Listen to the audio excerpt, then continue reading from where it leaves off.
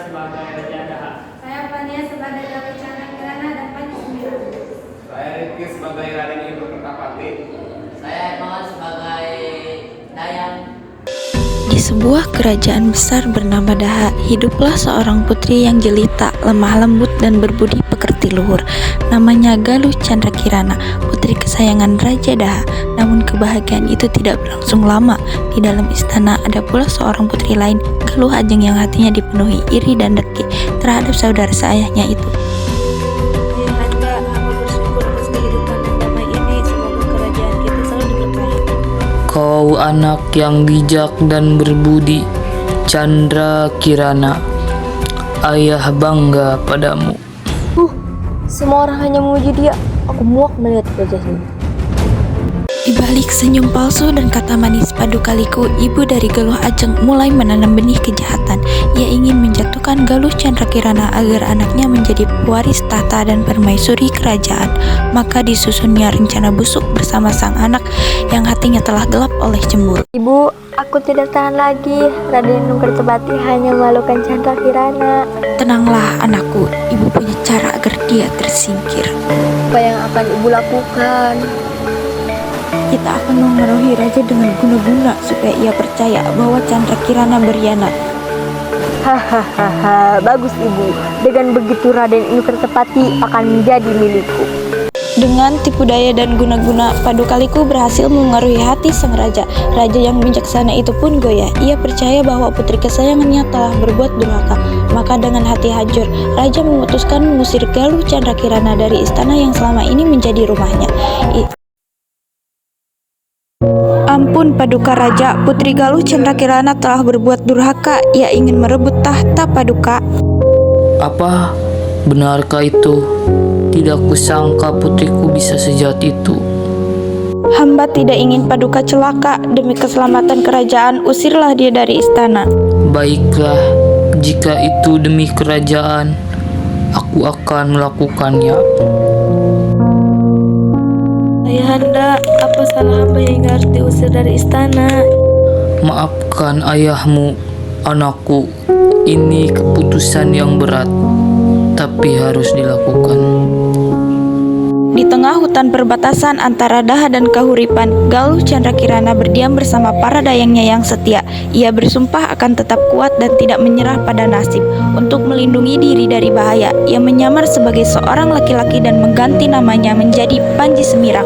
Di bawah nama itu lahirlah sosok baru, tangguh, berani, namun tetap berhati lembut. Wahai dewa, jika ini jalan hidup hamba akan menerimanya dengan tabah.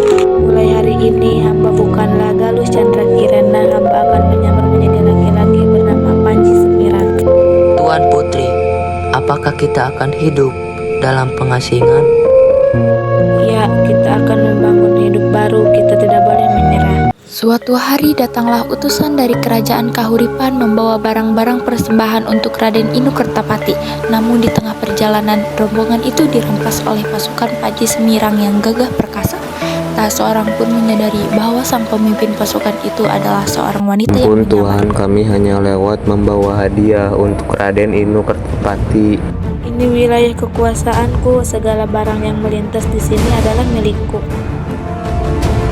Baik Tuan Panji, akan kami ambil semua.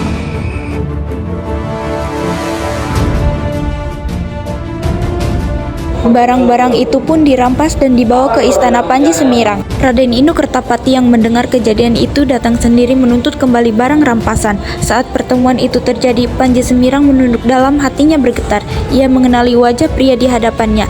Dialah Raden Kertapati, tunangan yang dulu dicintainya yang kini tak lagi mengenalinya. Panji Semirang, kembalikan barang rampasanmu itu milik kerajaan Kahuripan. Ampun Raden, hamba tidak tahu itu milik Paduka. Semuanya akan hamba kembalikan. Oh dewa, mengapa hatiku bergetar melihatnya? Dialah kekasihku yang dulu. Suaramu, tatapanmu mengapa terasa begitu familiar? Setelah itu Panji Semirang dan para dayangnya bergabung dengan kelompok pengamen Gambu warga Asmara, berkelana dari satu kerajaan ke kerajaan lain. Tuan Panji, apakah kita akan terus hidup mengembara begini? Ya, Sebelum kebenaran belum ditegakkan, langkah kita tidak akan berhenti. Takdir mempertemukan mereka kembali di kerajaan Gegelang. Dalam pertemuan itu, Raden Inu Kertapati menyadari bahwa Panji Semirang adalah Galuh Candra Kirana, wanita yang selama ini ia rindukan. Aku tak bisa melupakan Panji Semirang. Ada sesuatu dalam dirinya yang membuatku gelisah. Seperti Galuh Candra Kirana, mungkinkah engkau dia? Raden, benar, akulah Galuh Candra Kirana. Aku menyamar demi bertahan hidup. Akhirnya kita bertemu kembali. Aku tidak akan melepaskanmu lagi.